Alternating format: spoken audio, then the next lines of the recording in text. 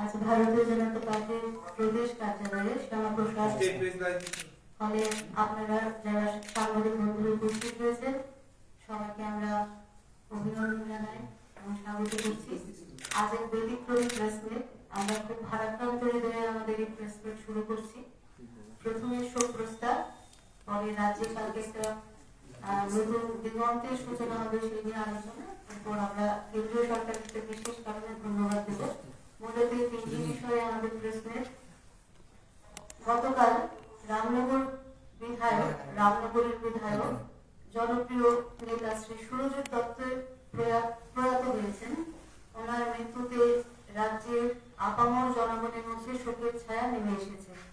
আমাদের দলের রাজ্য সভাপতি শ্রী রাজীব ভট্টাচার্য, মাননীয় মুখ্যমন্ত্রী প্রফেসর ডক্টর মানিক সাহা থেকে শুরু করে সকলেই ওনার মৃত্যুতে শোক জ্ঞাপন করছেন। ওনার এই মৃত্যু রাজ্যের জন্য অপূরণীয় ক্ষতি।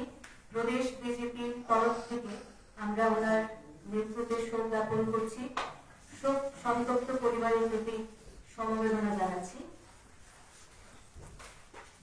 এটা ছিল আমাদের প্রথম বিষয়।